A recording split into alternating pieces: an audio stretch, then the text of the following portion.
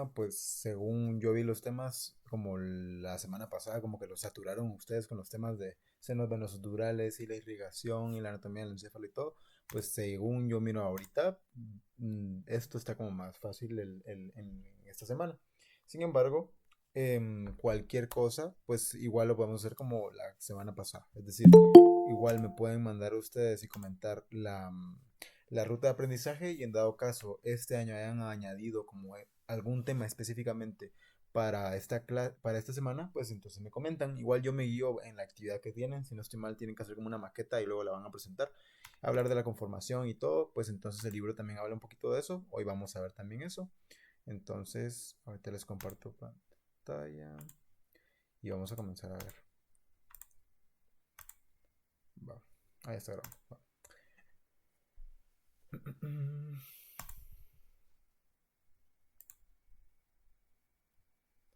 Bueno, cualquier duda, ya saben, me pueden escribir o levantar la mano o simplemente pues abrir su micrófono. ¿Va? Entonces, anatomía de la médula espinal. Vamos a ver entonces que es un poco distinta al encéfalo como tal y lo que hay que recordar, una parte es lo que vimos en la introducción. ¿Por qué? Porque recuérdense que tenemos que diferenciar entre ramas, tallo y raíces, ¿verdad? Tallo como tal pues no vamos a tener, no va a ser como el tallo espinal, simplemente que recuérdense que va a ser entonces el nervio espinal. Entonces, ¿por qué va a ser distinto esto? Porque recuérdense que las raíces se van a dividir en anterior y posterior. Y luego las ramas también se van a dividir en anterior y posterior. Pero entonces el refresh que yo les quiero dar es el hecho en donde las raíces, recuérdense que son meramente sensitivas. Y las ramas van a ser mixtas. Entonces lo anterior, recordemos que iba a ser meramente motor. Mientras que lo posterior iba a ser sensitivo. Luego entonces aquí se juntaban y luego entonces salían como anterior que era mixto y posterior que era mixto también, ¿verdad? Entonces ambas tenían como de ambas cosas. Recordemos también que entonces las ramas anteriores, perdón, van a formar plexos, ¿verdad? Eso va a ser importante ahorita que miramos neura, ahorita van a ver por qué. Entonces, ¿por qué les ponía yo la maceta? Recuérdense que entonces tenemos un conducto, el cual cuando salen o sea, comienzan en la médula como filetes nerviosos, luego salen de la médula y entonces se unen para formar las raíces, luego las raíces se unen, ambas raíces anterior y posterior, para formar entonces nervios espinales y luego se vuelven a dividir para formar entonces las ramas, ¿verdad? Entonces, pues yo les ponía el ejemplo en la introducción y si no, pues, o sea, es de recordarlo con la macetita, ¿va? Que entonces literalmente raíces están divididas, se juntan para luego volverse a separar, ¿va? Entonces, sabiendo eso, pues ahora sí entremos directamente al tema.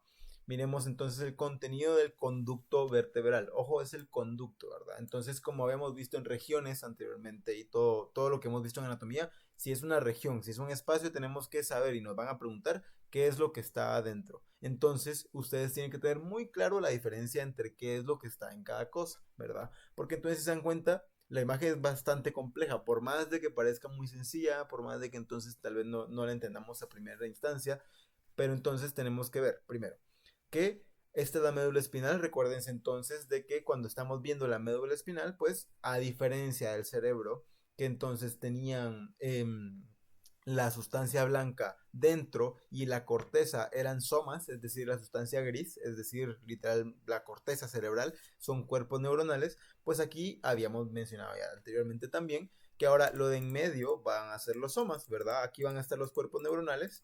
Y entonces, ¿por qué? Porque lo que le interesa a la médula es transmitir la información y luego si aquí tiene que salir, pues entonces aquí van a estar los axones. Entonces la sustancia blanca van a ser axones, ¿verdad? Entonces ya hemos visto en fisiología también las vías, ¿verdad? Las vías neuronales y todo. Entonces, cuando ya son axones, por lo mismo tiene sentido que aquí salen entonces un conjunto de axones como los filetes nerviosos que habíamos visto en la introducción de la neuroanatomía como tal. Los filetes entonces habíamos dicho que luego se van a formar en raíces. ¿Por qué? Porque entonces recordemos la imagen que acabamos de ver de la maceta y entonces aquí, si se dan cuenta esto que es la aracnoides y la dura madre que me están enseñando acá, esto va a ser la maceta, básicamente. Entonces, como no han salido del aracnoides y de la dura madre, es decir, no han salido de la maceta, no se ha formado el tallo, es decir, no se ha formado el nervio espinal.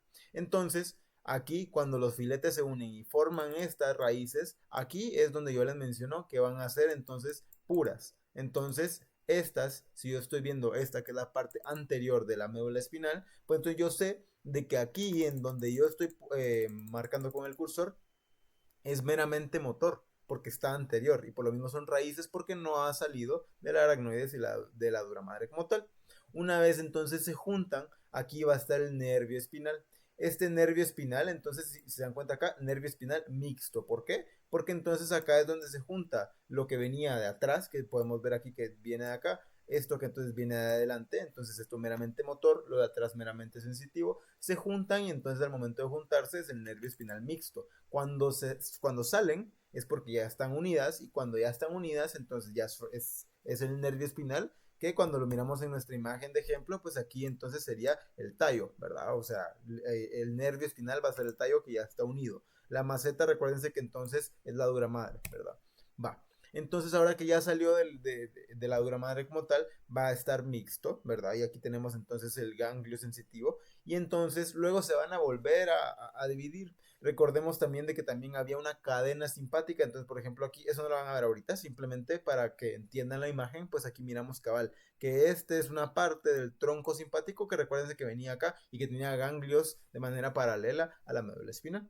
Pero entonces ahora salimos y se vuelve a dividir y entonces ahora que se vuelve a dividir vemos acá lo que estábamos viendo en la maceta, ramo anterior y ramo posterior. Estos ya van a estar mixtos, ambos, ¿verdad? Entonces esa diferencia es clave que la entiendan y se los prometo de que normalmente uno la llega a entender hasta el final del año. ¿Y para qué va? Si uno ya perdió los puntos en ese punto. Va. Otra de las cosas que podemos analizar en esta imagen, por ejemplo, son los ligamentos dentados. Si se dan cuenta, si de una, lo vamos a ver más a detalle en las diapositivas anteriores, pero si de una vez queremos ver entonces las capas de las meninges que habíamos visto en el encéfalo, pues aquí van a ser las mismas. Y vamos a tener también entonces una dura madre, una aracnoides, una pía madre, y entonces van a tener características similares. Simplemente una cosa que quiero que se graben porque genuinamente me recuerdo que Moore no lo mencionaba, o al menos yo cuando lo estudié, cuando pasé segundo año, nunca me di cuenta hasta que me lo dijeron directamente, es que la dura madre, recuérdense que tenía dos capas. La dura madre tenía una capa perióstica y una capa meningia, ¿verdad? Y la perióstica entonces estaba pegada al hueso, mientras que la meningia pues entonces está pues pegada a las meninges, ¿verdad? Y entonces cuando se separaban formaban los senos venosos durales. Eso ya lo habíamos hablado entonces la clase pasada. Ahora bien, aquí no va a tener dos, aquí va a ser nada más una. ¿Por qué? Porque entonces cuando uno mira la dura madre en el encéfalo, pues entonces uno mira de que recubre todo el cerebro y todo, y entonces cuando estábamos viendo todo lo de las cisternas, bien bonito y así, y aquí estaba el foramen magno. Entonces, cuando llega el foramen magno, la capa, vamos a hacer aquí las dos capas. Imagínense como que estas están súper pegadas y que esta, la afuera es la perióstica y la de adentro es la meninge. La capa perióstica se queda en el foramen magno, o sea, literalmente se queda aquí agarrada, mientras que la meningia va a salir. Y entonces la que estamos viendo en la médula espinal acá es solo la meninge. Entonces, solo voy a admitir aquí a su compañero.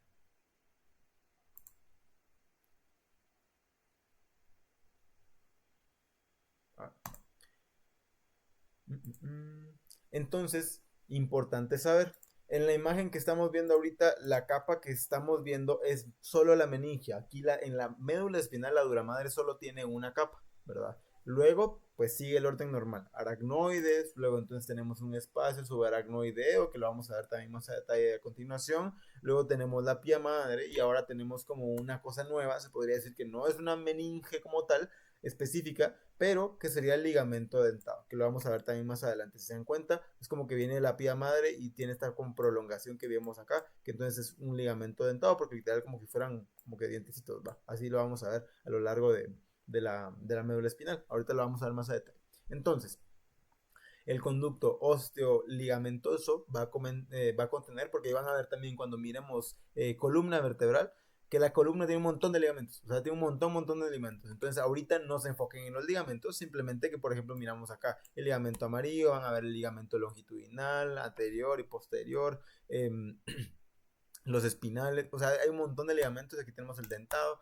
Entonces, por lo mismo, cuando miremos columna vertebral, pues lo van a entender simplemente por eso de que le llaman osteoligamentos. Va. El conducto entonces va a contener, porque básicamente es el espacio que generan las vértebras entre ellas, ¿verdad? Lo que están protegiendo. va a tener a la médula espinal y las raíces de los nervios espinales. Ojo, como les menciono, raíces, porque entonces en el examen como tal, si ustedes les preguntan en el laboratorio y ustedes ponen ramas, las van a poner malas, porque ya vimos que hay una diferencia. Y son ese tipo de cosas que uno no sabe cuando uno está leyéndolo, porque uno no sabe que es tan relevante. Pero sí hay una gran diferencia. Entonces, por lo mismo, son las raíces, porque recuérdense que cuando sale de la maceta, que sería entonces esto que estamos hablando, pues ya no van a ser raíces, sino que van a ser entonces los nervios espinales, que luego van a ser ramas. Pero entonces, como siguen adentro, siguen siendo raíces. Ojo, porque si, como les menciono, se las puede poner mala si no ponen raíces, ¿va? Meninges espinales, pues las que estábamos viendo, pia madre, aracnoide, dura madre. Recordemos que entonces la dura madre ya no va a tener dos, solo va a tener la capa meningia. El líquido cefaloraquídeo, porque recordemos también de que entonces entre la aracnoides y la pia madre teníamos el espacio subaracnoideo, y entonces ahí es donde estaba el líquido cefaloraquídeo y varios vasos, que lo estamos viendo acá, que ahorita los vamos a ver más a detalle. Tejido adiposo, que va a ser la grasa epidural. Ahorita vamos a ver la relevancia de esto, pero genuinamente es muy relevante. Y cómo lo preguntan, o sea, se los prometo de que siempre, siempre, en más de algún momento les van a preguntar, ya sea en el laboratorio, solo para que lo entiendan, lo expliquen, lo que sea, les van a preguntar el contenido del espacio epidural, porque realmente es interesante, pero además es bastante relevante. Si se dan cuenta, aquí de una vez podemos ver que esto amarillo que tenemos acá es grasa. Y a través de esta grasa, pues entonces están pasando las venas, ¿verdad? Venas porque tenemos plexos venosos, tanto exteriores como internos, que ahorita los vamos a ver también. Entonces, eso, si se dan cuenta, es afuera, ¿verdad? Recuérdense que en el encéfalo el espacio epidural era patológico, ¿verdad? Entonces yo les hablaba de hematomas epidurales, por ejemplo. Y entonces los hematomas epidurales y luego también hematomas subdurales. Y los subdurales normalmente son venosos, los hematomas epidurales normalmente son arteriales, y entonces va a ser principalmente por arteria temporal, la arteria meningia superficial, si no estoy mal, y entonces por lo mismo, a la arteria meningia media, perdón, y entonces por lo mismo, aquí vamos a tener de que el tejido adiposo va a estar en el espacio epidural, porque aquí no va a ser un espacio patológico. Entonces, por lo mismo, vamos a ver de que aquí el espacio epidural sí existe, es un espacio real. Recuérdense en la introducción que teníamos la diferencia entre un espacio real y un espacio virtual. Pues lo mismo acá, ¿verdad? Entonces, el espacio virtual era como si yo tuviera un globo que está desinflado. Yo sé que puedo inflar el globo y lo puedo generar en un espacio, pero normalmente el globo va a estar desinflado, va a ser un espacio virtual. Mientras que acá va a ser un espacio real, porque es como que si ya tuviéramos el globo inflado. Entonces me preguntan, ¿y qué hay adentro del globo? Ah, va a haber aire. Va. Si lo puse con agua, pues va a haber agua, ¿verdad? Aquí como tiene grasa, entonces adentro de ese espacio real va a haber grasa, ¿verdad? Grasa epidural. Esto es una introducción, ahorita lo vamos a ver más a detalle. Luego también entonces, y esto va a actuar como un amortiguador, ¿va? Y por último tenemos el plexo venoso vertebral interno, ¿verdad? Que es importante mencionar que es el interno, porque también si hay un interno hay un externo, ¿va? Entonces, ese es como lo que tenemos dentro del conducto vertebral, ¿va? Como les menciono, esto es muy preguntable. Apréndanselo así, tal cual como está en el libro, y entiendan la imagen.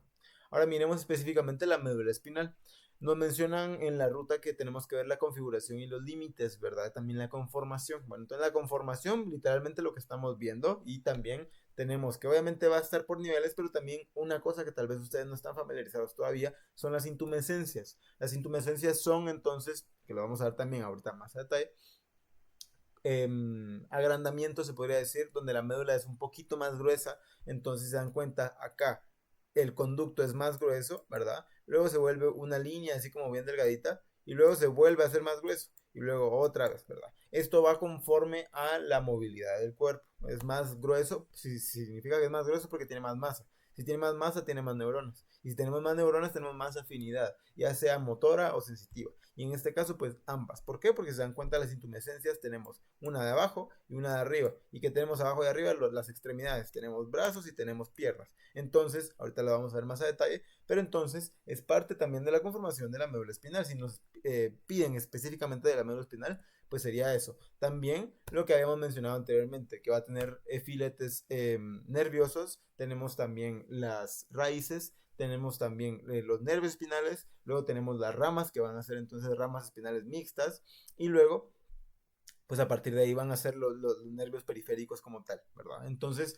parte de la conformación sería esa. Sin embargo, la que tal vez está un poco más intrincada sería la configuración. Recordemos que configuración sería como describir la forma de la anatomía de lo que estamos estudiando como tal. Entonces, aquí les puse específicamente el extracto de cómo se podría contestar en dado caso se los pregunten. Y entonces, Moore específicamente, porque obviamente uno lo puede describir a como uno lo mira, pues, pero Moore lo va a describir como una estructura cilíndrica, ¿verdad? Entonces hasta ahí tiene sentido, ligeramente aplanada, la cual entonces va a iniciar como una prolongación de la médula oblongada, porque literalmente es su inicio, o sea, tenemos médula oblongada y luego de la médula oblongada pasa el foramen magno y comienza la médula espinal, ¿verdad? Entonces, por lo mismo, ahí anteriormente pues tenemos todo lo que conformaría el puente y la protuberancia como tal. Entonces, luego se va a extender desde el foramen magno hasta terminar en el cono medular. Esto es bien importante porque entonces si se dan cuenta, pues tenemos de que la médula, si la miramos de esta manera, miren, aquí tenemos la intumescencia cervical, la intumescencia lumbar, y entonces si se dan cuenta, aquí termina como un cono, ¿verdad? Ahora bien, termina como un cono, pero si se dan cuenta sigue habiendo filetes nerviosos, los cuales entonces siguen siendo nervios, pero entonces eso se le va a conocer, y es un término muy importante, como la cauda equina. ¿Ok? La cauda equina, ¿por qué? Porque literal parece una cola de caballo, ¿verdad? Entonces, por lo mismo, cauda es cola, por lo mismo, entonces, cuando hablamos de céfalo caudal, es desde el cráneo, desde la cabeza, hasta, se podría decir, la cola, el coxis, que sería entonces la parte más por debajo, la parte más inferior de la espina como tal. Entonces, ahora tenemos la cauda equina, entonces, la cola de caballo de la médula espinal. También la vamos a ver ahorita más a detalle. Esto solo es como parte de la introducción para que ustedes conozcan los factores que vamos a estudiar. Entonces, la configuración entonces nos describiría que va a ser un cilindro ligeramente aplanado, porque cuando lo miramos, pues se dan cuenta, pues no es un cilindro redondo, ¿verdad? Sí, aquí está un poquito aplanado, aquí está un poquito aplanado, ¿verdad? Y entonces podríamos describir desde dónde comienza hasta dónde termina, desde el foramen magno hasta el cono medular, y entonces va a ser desde T12 hasta L3, ¿verdad? Ahora bien, esto depende, ¿verdad? O sea, puede terminar en T12, puede terminar en L3. A eso es a lo que se refieren. No es de que la médula espinal comience en T12 y comience en L3, porque no tendría sentido de que esto fuera T12, ¿verdad? Entonces, por lo mismo, es de que puede terminar acá, ¿verdad? Entonces aquí lo miramos en la imagen, que entonces aquí el cono medular se va a encontrar, por ejemplo, a este nivel, que entonces en este momento sería en L1. Sin embargo, en algunas personas podría terminar en T12, o en algunas personas podría llegar hasta L3. Entonces, a eso se refiere, ¿ok? Y entonces esto va a ocupar el cono medular como tal, o sea, la médula espinal, porque no se cuenta la caudequina. El cono medular va a ocupar dos, y eso es muy preguntable también, 2/3 del espacio del conducto vertebral, ¿ok? ¿Y esto por qué? Porque la médula espinal se prolifera, se podría decir, se genera menos rápido que el conducto vertebral y las vértebras y la columna vertebral como tal, ¿verdad? Entonces, básicamente la columna vertebral se genera más rápido y por lo mismo cuando se termina de generar la médula, pues entonces llega hasta acá, ¿verdad? Va. Entonces, el inicio, como habíamos mencionado, foramen magno del hueso occipital. Va a ser la continuación del bulbo raquídeo. El final va a ser terminando afilándose en el cono medular que habíamos visto entonces que puede ser desde T12 o hasta L3 y así tienen que contestar en un laboratorio, o sea, no pueden elegir como, bueno, si es hasta L3 voy a elegir L1 y fijo me lo ponen, no, porque entonces eso demuestra que como que si ustedes hubiesen adivinado, si así lo dice Moore, así lo tienen que poner entonces en el laboratorio, ¿verdad? Desde T12 hasta, o sea, puede ser desde T12 hasta L3. Como le menciono, también es de especificar a qué se refieren porque si ustedes les dicen de que puede ser desde T12 hasta L3, puede también de que lo tomen como algo muy inespecífico. Entonces, si ustedes dicen de que podría terminar en T12 o podría terminar en L3 y que esa es la variación, está un poco más formulada su respuesta, por lo mismo tal vez se la ponen mejor. Va. Luego, a nivel clínico es importante porque entonces en el adulto va a terminar en el disco intervertebral desde L1, como les mencionaba yo, pero entonces va a variar, o sea, el promedio va a ser este. Si les piden, o sea, en el laboratorio ustedes pueden preguntar, si les preguntan directamente esto, ustedes pueden preguntar si quieren un nivel exacto, ¿verdad? Porque entonces esto es mucho más específico, o si quieren la variación, normalmente si les preguntan lo normal, le van a preguntar L1, L2. O sea, ahí va a terminar normalmente a cuestión a nivel de discos intervertebrales.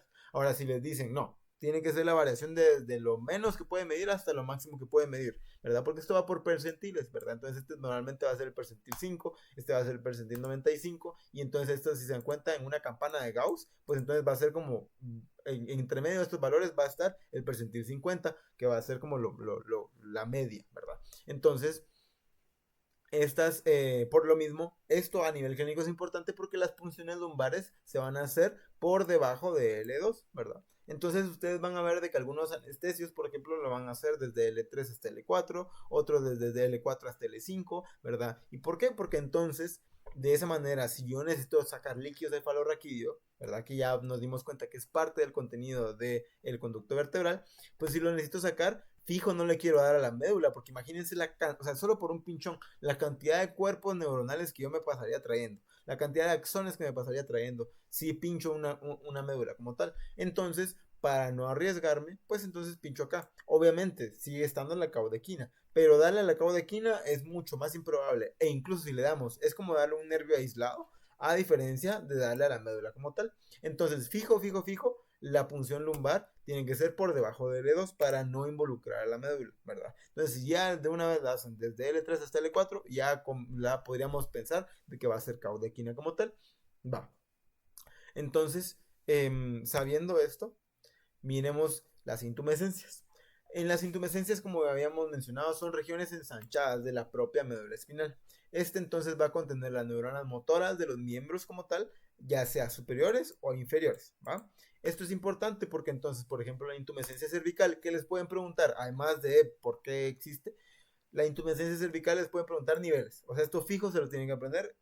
Tanto estos niveles, o sea, en médula espinal y tanto en la columna vertebral, cuando miremos la parte ósea, que eso no es de esta semana, fijo se tienen que aprender niveles. O sea, hay niveles muy clínicamente importantes, ¿verdad? Cuando esto de la punción lumbar se los pueden poner en un parcial o en el laboratorio se los pueden mencionar como algún caso clínico, ¿verdad? Entonces es importante. Lo mismo acá. Las intumescencias fijo se tienen que aprender los niveles, ¿verdad? Entonces se los puse aquí desde Moore, que entonces van a ser de los segmentos medulares. Aquí se lo pone específico desde C4 hasta T1 y la lumbosacra va a ser desde T11 hasta S1.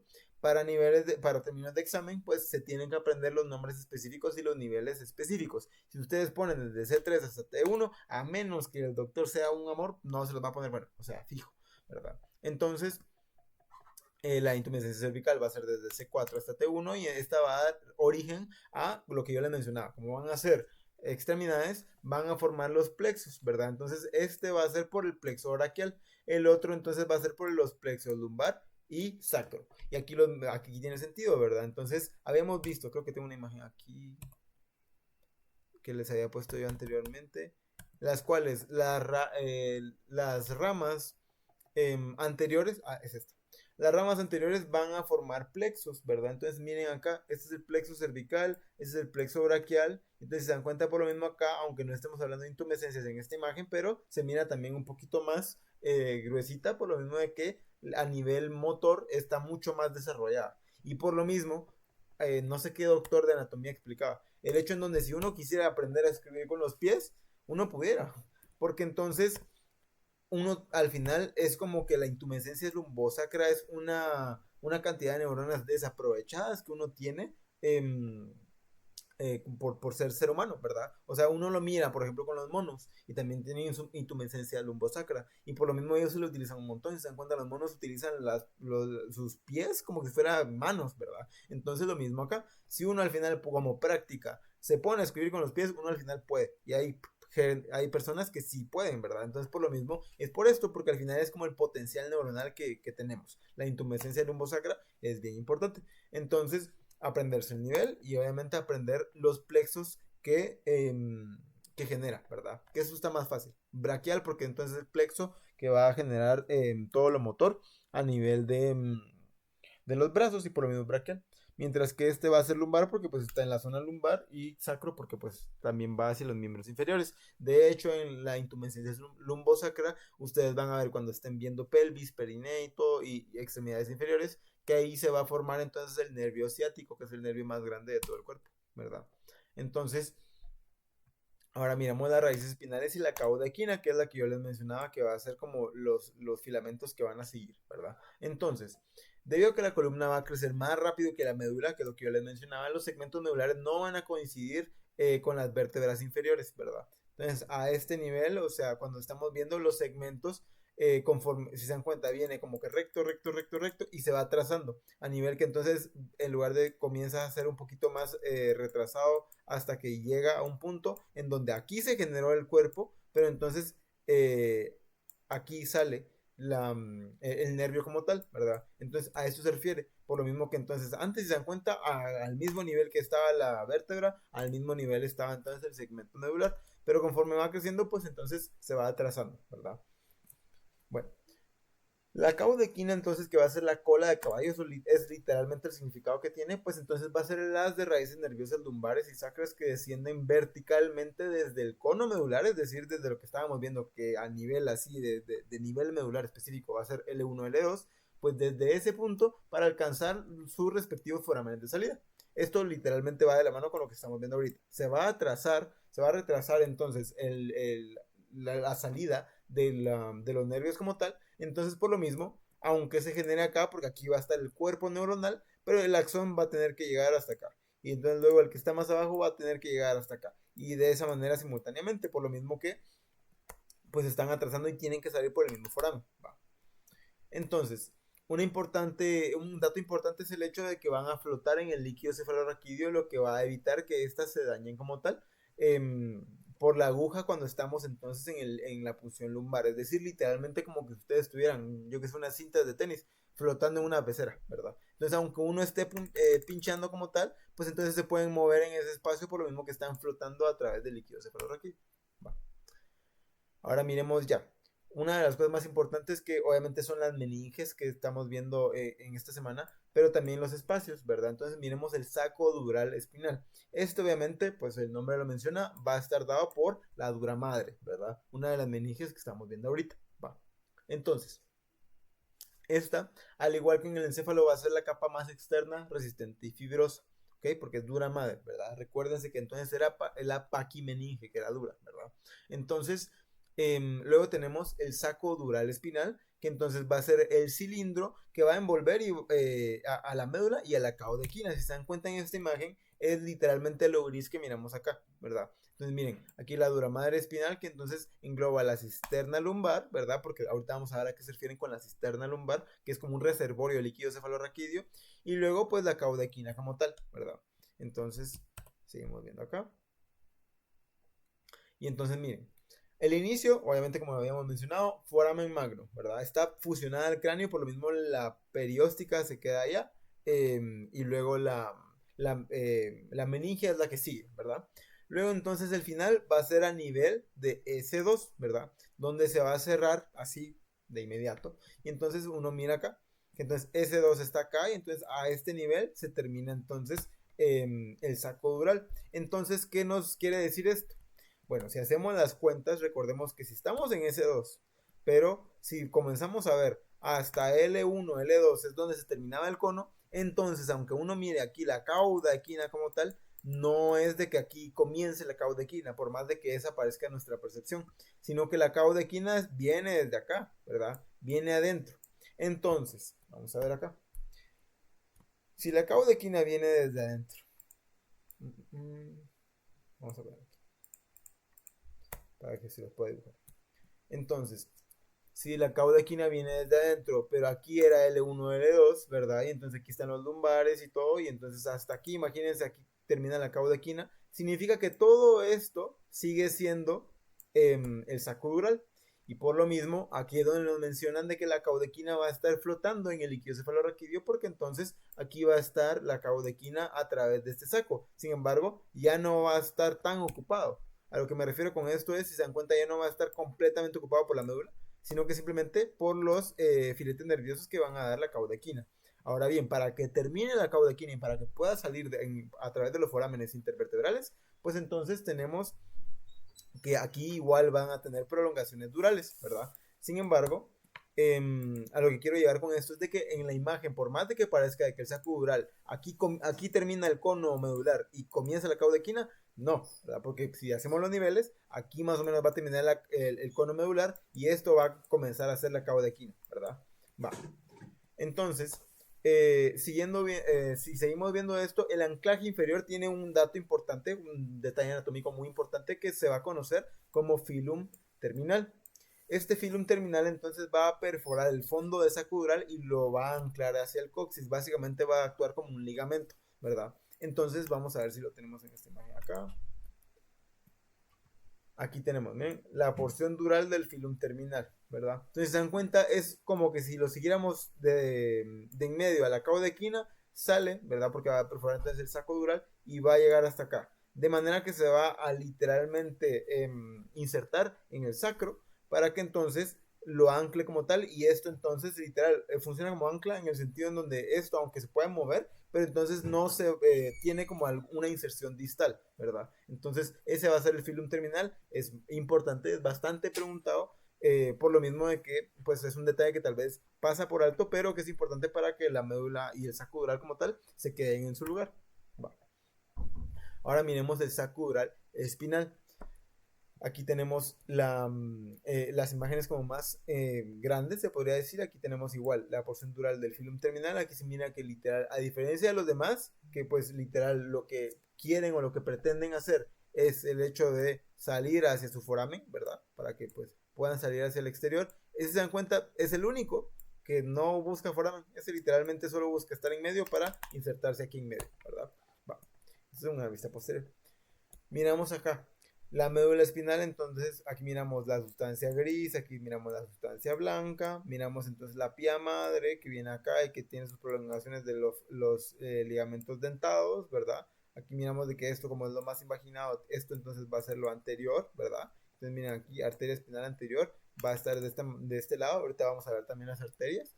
Entonces miramos acá que luego de la pía madre van a estar las trabéculas del espacio subdural, que como subaracnoideo, perdón, como lo habíamos tenido en el encéfalo, ¿verdad? Aquí lo tenemos también. Entonces llegan hasta el punto en donde tenemos aquí la aracnoides, ¿verdad? Entonces la aracnoides va a estar acá. Y por último tenemos de las meninges, tenemos entonces a la dura madre, solo en su capa meningia, ¿va? Estas entonces van a acompañarlas porque recuérdense que aquí sigue siendo la maceta, se podría decir. Y entonces, una vez salen de la misma, pues entonces ahora van a estar con el nervio espinal. Este nervio espinal, recuérdense que ya era el mixto, y entonces ya van a salir a través del foramen intervertebral, ¿verdad? Que es este aquí, miren, foramen intervertebral. Entonces, una vez entendemos esto, miramos también que entonces, si esta era la dura madre, pues entonces miremos acá que entre la dura madre y el periósteo, que va a ser esta capita que miramos acá, ¿verdad? Esta que se mira en blanco, entre la dura madre y el periósteo, ¿qué vamos a tener? Vamos a tener grasa. Toda esta es grasa. Y además de eso vamos a tener venas. Entonces todas estas son también venas, ¿verdad? Las que miramos acá como circulitos, porque obviamente pues este es un corte transversal, ¿verdad? Entonces por lo mismo las venas que normalmente van a ser así, pues entonces si las cortamos, pues se van a ver de esta manera, ¿verdad? Va. Entonces, esta va a ser un plexo venoso, el cual entonces, como les menciono, va a ser importante porque entonces aquí miramos de que el espacio epidural, porque está por encima de la dura madre, va a ser un espacio real, ¿verdad? Un espacio que a simple vista yo lo puedo ver y no es patológico, es fisiológico, ¿ok? Va, seguimos viendo. Ahora, las vainas y los nervios meningios. Una cosa importante es que las vainas radiculares durales entonces van a ser prolongaciones de la misma dura madre que luego van a envolver a las raíces nerviosas, ojo, raíces nerviosas, van a ser entonces las puras raíces como tal, y entonces estas las van a envolver cuando van a salir. Estas vainas entonces se van a fusionar distalmente con el epineuro. Recuerden la imagen que yo les puse cuando estábamos viendo introducción de la neuroanatomía, pues entonces recuérdense que el nervio va a estar todo completamente envuelto por un epineuro. Teníamos perineuro, luego entonces teníamos un endoneuro, etcétera, y ahí ya luego teníamos las fibras nerviosas como tal. Bueno, lo más exterior era el epineuro. Entonces se dan cuenta como era ese es el nervio como tal, ¿verdad? Y entonces, como teníamos acá el epineuro, que es lo que está envolviendo todo esto, pues va a estar fusionado, como que si yo aquí hiciera como la prolongación, ¿verdad? Acá de las vainas radiculares durales, ¿verdad? Eso es básicamente. aquí estaba acompañándolo. Imagínense que esto cabal era una prolongación, ¿verdad? Entonces aquí viene la vaina epidural, perdón, la vaina radicular dural, viene, entonces se fusiona con el epineuro para generar esa transición y de esa manera el nervio siempre está cubierto, ¿verdad? Entonces eso es bastante importante. Va. Luego, en cuestión de la inervación, pues entonces la dura madre espinal tiene terminaciones nerviosas para el dolor, inervadas por una cosa, un detalle importante, y solo es que se aprendan el nombre, por los nervios meningios recurrentes, ¿verdad? Entonces, estos nervios meningios recurrentes, ¿qué es lo que nos menciona? El hecho en donde viene el nervio como tal, y se recuerdan, tal vez aquí en la imagen no sale, pero si se recuerdan en la imagen de la introducción de la neuroanatomía, salía el nervio y lo primerito que hacía era tener un nervio que regresaba, ¿verdad? Al momento de que regresa es porque por lo mismo se le llama recurrente y todo lo que ustedes miren en anatomía recurrente es porque literalmente sale de algo y regresa hacia donde estaba. Entonces, es un nervio meningio recurrente porque es la primera como ramificación que va a tener el nervio al momento de salir y va a regresar para inervar de manera sensitiva las meninges como tal de la médula espinal. Va, importante. Va. Luego tenemos que en el espacio epidural habíamos dicho que era un espacio real. Este entonces va a estar entre el periósteo que habíamos hablado hace ratito y la dura madre espinal que habíamos dicho que ya no son dos capas, sino solo es una, que es la dura madre en su capa meningia, ¿va? Entonces, este, como les menciono, es un espacio fisiológico, no va a ser patológico a diferencia del espacio epidural, que en el encéfalo sí va a ser meramente patológico. A menos que tengamos un hematoma o algún proceso ocupativo, va a ser patológico, ¿va? El contenido entonces va a ser la grasa epidural, que tal vez es como el nuevo detalle anatómico que uno no se esperaría, que entonces esta va a actuar como una matriz amortiguadora, ¿verdad? Al igual que el líquido cefalorraquídeo, ¿verdad? Entonces, y luego, entre medio e inmerso entre esta grasa epidural, vamos a tener el plexo venoso vertebral interno, ¿verdad? Porque también tenemos un plexo venoso vertebral externo que pues va literalmente pues estar afuera del conducto vertebral como tal. Y si se dan cuenta, acá tenemos un detalle anatómico que sería la vena intervertebral que va a comunicar el interno con el externo. Pero eso lo van a ver más adelante cuando miremos también la columna vertebral como tal. Va. En la clínica, eso es importante porque cuando estamos viendo el sitio de inyección para la anestesia epidural, pues entonces va a ser este espacio como tal. Literalmente ese espacio de grasa, ¿verdad? Va. Que entonces va a estar altamente vascularizado, pero por el plexo venoso epidural como tal. Luego tenemos la aracnoides. Esta entonces, un detalle importante va a ser de que aunque aquí se mire, porque obviamente aquí lo pusieron a nivel descriptivo, simplemente que esto va a estar junto, básicamente, esto va a estar pegadísimo, la duramadres con la aracnoides. Ahora bien, ¿por qué van a estar juntos? El libro menciona que es meramente por presión hidrostática. Es decir, la presión hidrostática que va a estar ejerciendo el líquido cefalorraquídeo hacia el exterior, que va a estar pegando la aracnoides con la dura madre. Entonces el libro nos menciona de que cuando estamos viendo un cadáver y como obviamente ya el líquido cefalorraquídeo ya no va a estar circulando, pues entonces estas capas van a estar separadas. La dura madre con la aracnoides van a estar separadas porque eso nos explica el hecho en donde simplemente están pegadas por la mera presión que genera el líquido como tal. Si no tuviéramos líquido, estaría separada, ¿verdad? Entonces, en una cirugía, por ejemplo, yo puedo separar ambas sin ningún problema, por lo mismo que no están pegadas, como la habíamos visto anteriormente, con las dos capas de la dura madre como tal. Estas no funcionan de esa manera, ¿verdad? Entonces va a ser la aracnoides una capa intermedia, membrana delicada y avascular. Recuérdense también de que la aracnoides en el encéfalo también era avascular. Esta, como les menciono, va a estar pegada a la dura madre exclusivamente por la presión hidrostática que va a generar el líquido cefalorraquídeo. Si no existiese esa presión, pues entonces esta presión, la aracnoides colapsaría y se separaría de la dura madre. Envía entonces fibras delgadas llamadas trabéculas, como la habíamos visto exactamente igual en el encéfalo como tal. Trabéculas aracnoideas hacia la pía madre, ¿verdad? Y entonces entre medio de la aracnoides, que es esta moradita que miramos acá, y la pía madre, que es esta amarilla que miramos acá, están las trabéculas y entre medio de esto va a estar el espacio también real, que va a ser entonces em, el espacio subaracnoideo, donde va a estar el líquido cefalorraquídeo, y al igual que en el encéfalo, también tenemos acá que van a estar discurriendo los nervios y las arterias de la misma, ¿verdad? Importante, porque ahorita también vamos a ver, por ejemplo, las arterias espinales, ¿verdad? Y vamos a ver que tenemos una circulación longitudinal y una que es un poco más transversa, que es como accesoria, y entonces esas como irrigaciones, se podría decir, van a estar a través del espacio subaracnoideo, discurriendo en la misma. ¿Por qué es importante entender esto? Porque luego a uno le preguntan con imágenes, pero sin la imagen como tal. Entonces, como uno le preguntan la imagen, uno luego se confunde entre tantos espacios que hay. Entre si está el epidural, luego entonces está el subdural, se podría decir que en este caso, al igual que en el encéfalo, va a ser patológico. Es decir, si yo tuviera un hematoma acá, que se está acumulando entonces sangre acá, pues ahí se va a generar un espacio, pero al contrario no va a haber un espacio real ahí, ¿verdad? Entonces, tenemos el epidural, el subaracnoideo, ¿verdad? Y entonces entre esos, luego a uno se le confunde, ¿verdad? Entonces, por lo mismo, es importante revisar la imagen y ver qué está dentro de cada cosa, ¿verdad? Va. Ahora con el espacio subdural, que es el virtual que yo les menciono, pues entonces como les decía, no va a existir en un estado normal. Fisiológicamente no va a existir. Si se dan cuenta, nos acaban de mencionar que entre la dura madre y la aracnoides no va a haber nada porque van a estar pegadas por el líquido cefalorraquídeo, va por la presión que genera. Entonces, si hay algo entre medio, pues va a ser, por ejemplo, el hematoma subdural que yo les mencionaba, ¿verdad? Entonces va a ser la interfase entre la dura madre y la aracnoides. Es un espacio virtual, recuérdense, porque no es un espacio que ya simplemente a simple vista lo puedo ver, y no va a existir en estado fisiológico, es meramente patológico, ¿va? En la clínica, pues solo va a ser un espacio real cuando la sangre se va a acumular acá, en dado caso, ¿verdad? Pero esto es una enfermedad, o sea, no es que normalmente pase, ¿va? Seguimos viendo ahora con la pía madre.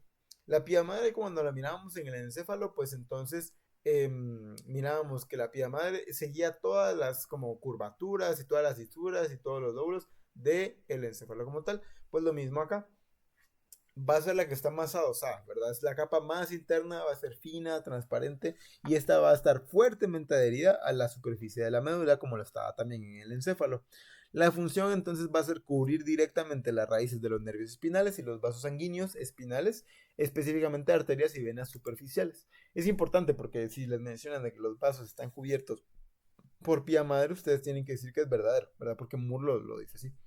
Y entonces miramos de que nos mencionan eso porque hay arterias que van a estar como perforando, se podría decir, obviamente para irrigar. Y entonces al momento que irrigan, pues también tiene, o sea, si entran es porque también tiene una conexión directa con una salida, y por lo mismo la pía madre menciona que también cubre parte de esa porción de las arterias como tal. Aquí miramos una imagen bien interesante que es básicamente una imagen en donde la aracnoides y las de dura madre van a estar quitadas. Es lo morado que miramos acá. Básicamente es como que lo hubiesen abierto, abrieron el canal. Entonces lo morado va a ser la aracnoides, lo gris, que es lo que está aquí atrásito, va a ser entonces la dura madre. Y entonces solo estamos viendo acá lo que está dentro. ¿Y qué es lo que está dentro? Pues entonces los filetes nerviosos que luego van a formar entonces las raíces nerviosas como tal, pero también miramos el ligamento dentado, ¿verdad? Que si se dan cuenta es importante entenderla para que miremos que el ligamento dentado está así de manera longitudinal. Aquí tenemos uno y luego tenemos otro y así se va. O sea, en todo el conducto medular va a estar el ligamento dentado ahí. Es importante entonces entender que también es parte del contenido del espacio subaracnoideo, ¿verdad? Entonces, y luego lo rosado va a ser la pía madre como tal, ¿verdad? Que también va a ser parte de la médula, ¿verdad? Entonces, miramos acá. Luego miramos el filum terminal, que es el que habíamos visto anteriormente.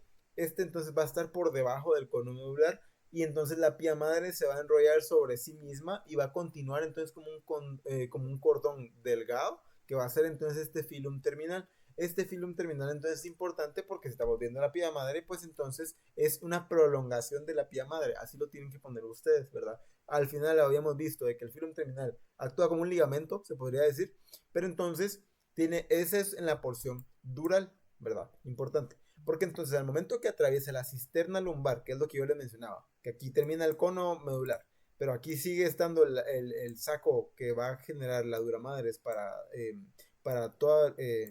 contenerlo como tal, en la médula espinal, pues entonces este saco como tal va a tener obviamente la cauda equina, pero también, o sea, va a tener espacios en los cuales pues solo va a estar ahí un espacio virtual como tal. Entonces, eso va a ser la cisterna lumbar, que va a ser que aquí va a tener un reservorio de líquido cefalorraquídeo en el cual, como solo está la cauda equina y el reservorio de líquido cefalorraquídeo, pues entonces aquí va a estar atravesando el filum terminal, va a perforar entonces el fondo de saco como tal, dural, y entonces se cubre de duramadre y se envuelve de manera externa para insertarse en el coxis. Es decir, técnicamente acá el filum terminal va a tener una porción dural y dentro de la misma todavía va a tener la prolongación de la pia madre para que entonces se inserten en el coxis como tal.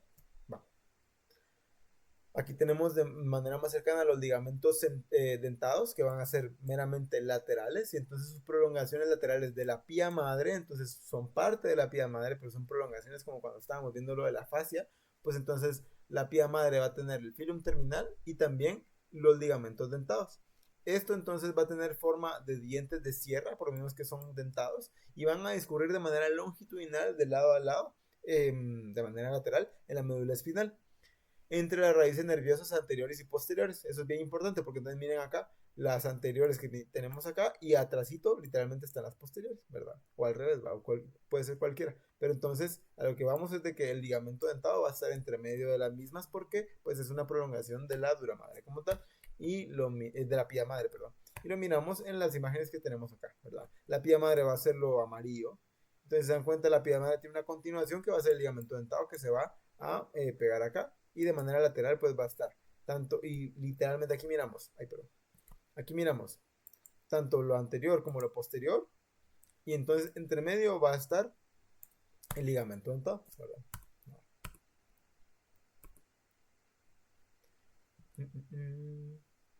Ahora miremos el espacio subaracnoideo, otro espacio que habíamos mencionado que era real, ¿verdad? Entonces su ubicación va a ser entre el aracnoides y la pía madre, va a ser real y fisiológico, ¿verdad? No va a ser virtual y patológico como los demás. Y entonces va a ser que tiene un contenido de líquido cefalorraquídeo, trabéculas aracnoideas, por lo mismo de que al igual que en el encéfalo tiene las trabéculas, vasos sanguíneos espinales y raíces nerviosas. Como les menciono, este contenido se lo tienen que aprender fijo porque es muy preguntable. Si nosotros abrimos este espacio, pues entonces lo vamos a ver de esta manera, ¿verdad? Entonces miramos, de que aquí lo gris va a ser la dura madre, lo morado va a ser entonces la aracnoides. Y luego aquí miramos las prolongaciones de la pía madre que ya las entendemos que van a tener los ligamentos dentados a través de que van a pasar entre medio de las raíces anteriores y posteriores, ¿verdad? Para pues entonces de manera lateral pues fijar a la médula como tal, ¿verdad? Aquí tenemos que esto va a ser entonces anterior, esto va a ser posterior y entonces entre medio de estos de manera anterolateral vamos a tener los filamentos o los filetes nerviosos que pues van a dar las raíces como hemos mencionado anteriormente, ¿no? Todo eso dentro del espacio subaracnoideo. Luego tenemos la cisterna lumbar que tanto nos habían hablado hasta este punto, ¿verdad? Entonces, este va a ser el ensanchamiento del espacio subaracnoideo caudal a la médula. Es decir, por debajo de la médula. Acá habíamos mencionado que aquí está el cono, imagínense. Entonces, el cono medular está acá. Aquí sigue el saco dural. Pues entonces nos menciona que tenemos un ensanchamiento del espacio subaracnoideo. Entonces, si tenemos un ensanchamiento del espacio subaracnoideo, tenemos también mayor cantidad de líquido cefalorraquídeo, ¿verdad? Fijo. Entonces, los límites se los tienen que aprender, que es que inicia en L2, que va a ser el cono medular que yo les había mencionado acá. Aquí no se sabe si es L2, ¿verdad? Pero pues imaginemos que este es L2. Y entonces, aquí va a estar el cono medular y termina en S2, que va a ser el fondo de saco dural. Si se dan cuenta, son límites o puntos anatómicos que ya habíamos visto anteriormente, ¿no? El contenido va a ser el líquido cefalorraquídeo, la cauda equina y el filum terminal, ¿verdad? Que entonces van a estar de esta manera hasta acá y luego pues obviamente tanto la cauda equina como el filum terminal pues van a salir para pues ya finalmente salir en su foramen intervertebral o insertarse en el coxis como habíamos visto anteriormente. Ahora finalmente con la irrigación. La irrigación y por último con los plexos venosos como tal. La irrigación tenemos que saber que tenemos de dos, y yo se los puse acá. Tenemos una irrigación longitudinal, tenemos una irrigación que es como accesorio. Vamos a tener arterias nodulares, radiculares y también arterias segmentales. Entonces, vamos a ver acá. Vamos por partes. Entonces, la irrigación longitudinal tal vez es la más fácil como tal, aunque la verdad es que la irrigación de la médula no es de lo más fácil tal vez en irrigación que vamos a ver.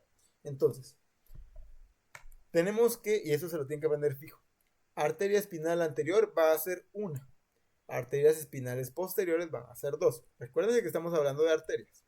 Si lo miramos en la imagen, pues entonces tenemos que ver que esta es una vista anterior, esta es una vista posterior, y entonces miramos acá, que nos menciona la arteria vertebral. Recuérdense que la arteria vertebral venía entonces de la subclavia, como habíamos visto en el plexo, en el polígono de Willis. Venía entonces de la arteria vertebral, se metía por todos los forámenes intervertebrales, venía acá y luego se genera el tronco basilar.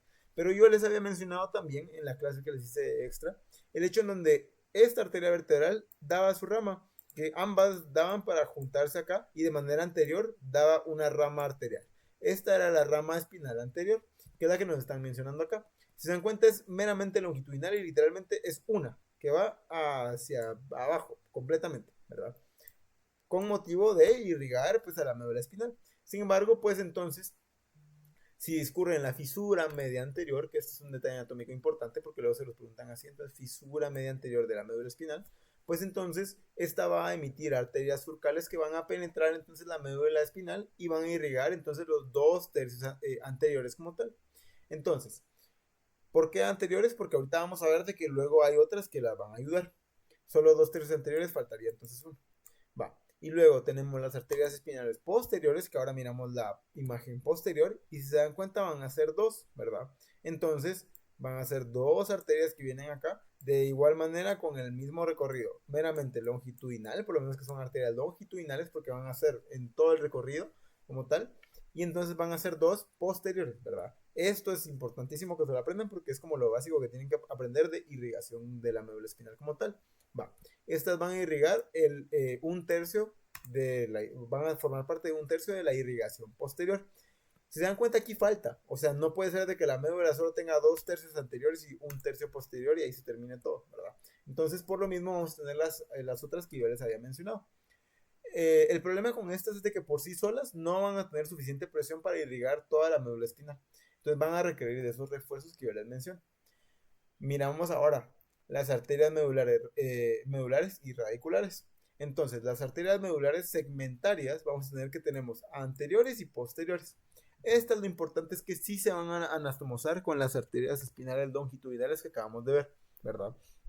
Entonces tenemos arterias longitudinales, una anterior y dos posteriores, y ahora tenemos que, como habíamos visto, no cubren completamente. Ahora miramos que las medulares segmentarias anteriores y posteriores son las que se van a anastomosar para terminar de aportar el aporte pues sanguíneo, obviamente, de la médula espinal, ¿verdad?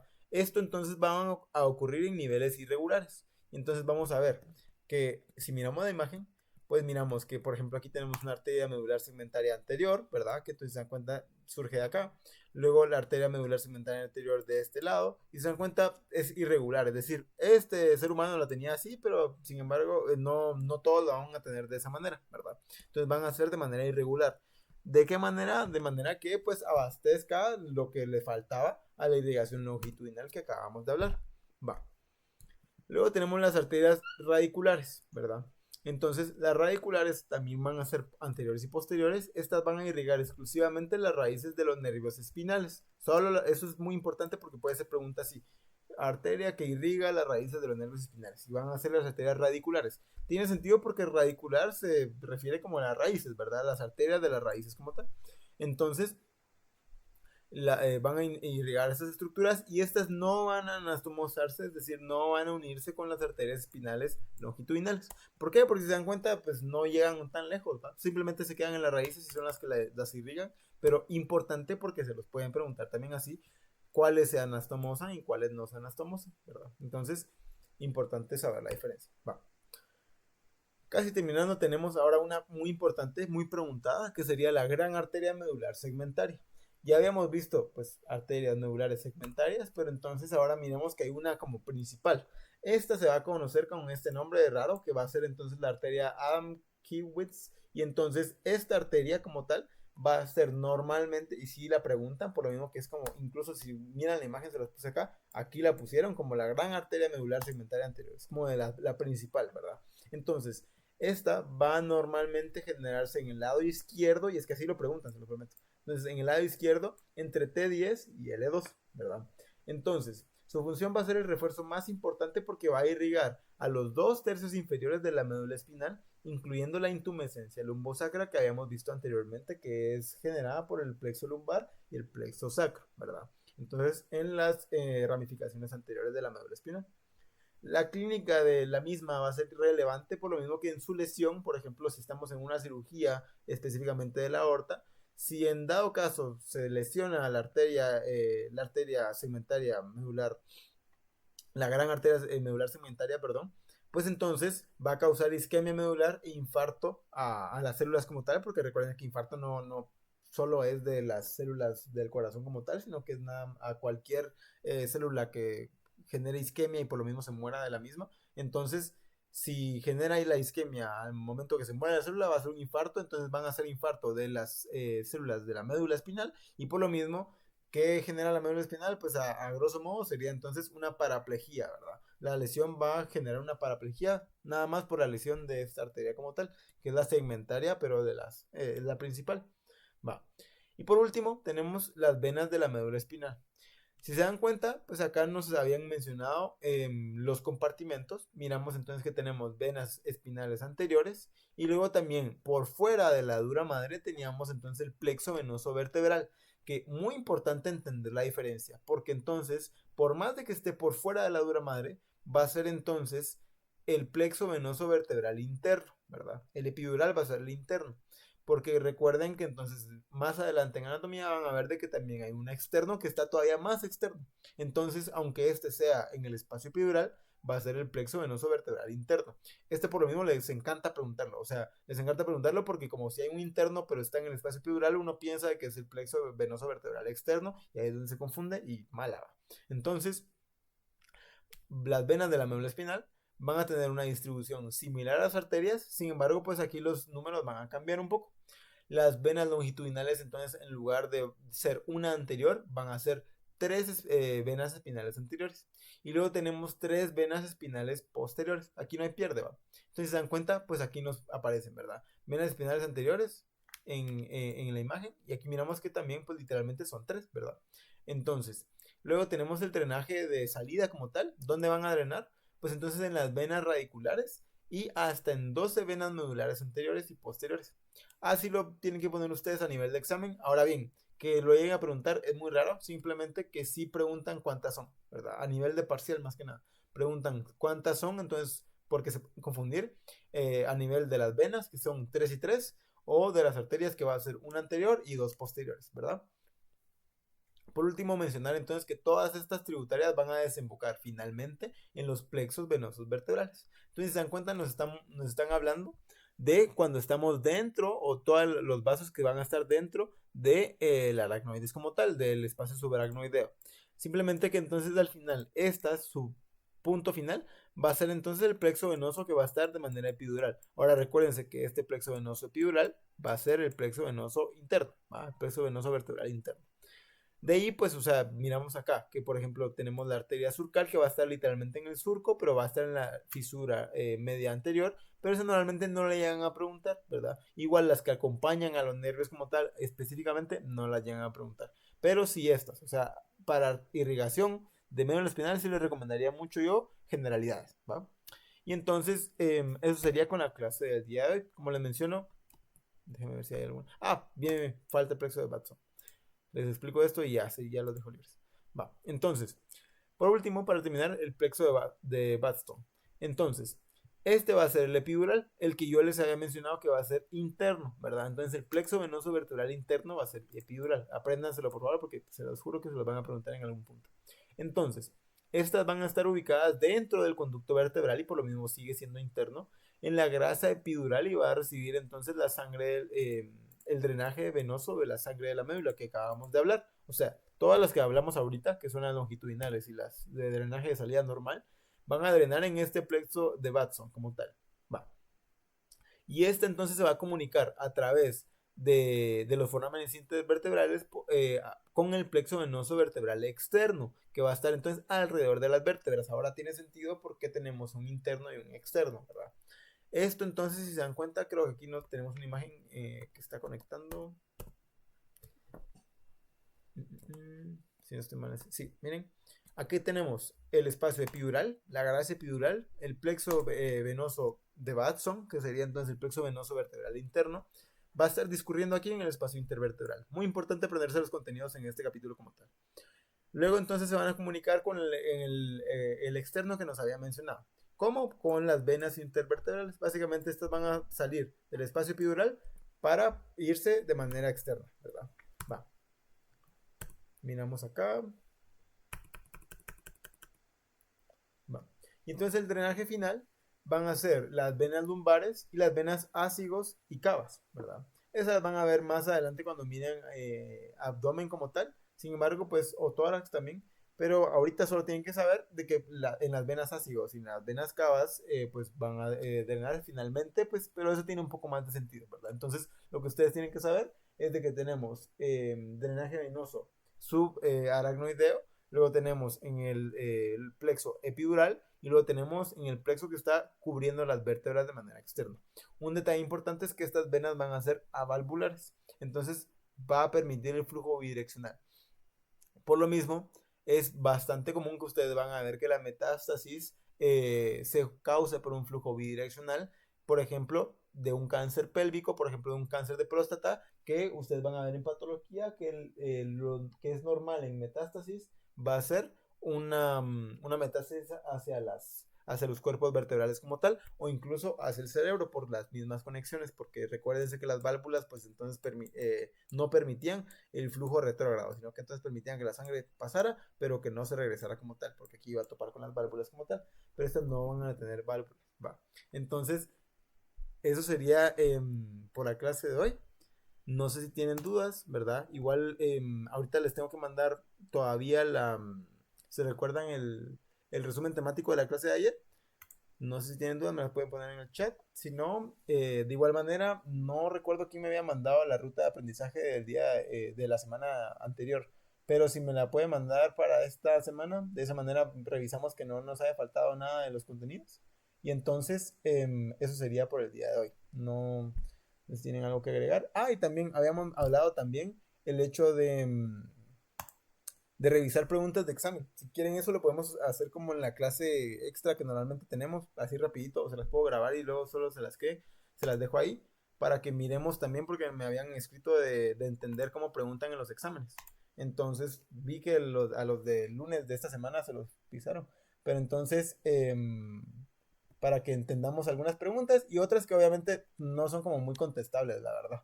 Entonces, revisé algunas que no tenían mucho sentido, entonces no se preocupen si algunas las sacan malas, pero hay otras que fijo no las podían fallar. Entonces, para que revisemos, ¿va? Yo sé que son contenidos que ustedes ya vieron y que tal vez ya pasó el examen, pero igual se lo van a preguntar parcial y obviamente el objetivo final es entenderlo como para la vida médica como tal, ¿va? Entonces, eso sería por la clase de hoy y si no hay más dudas, pues entonces los miramos en la próxima clase como tal y ya solo les envío el resumen.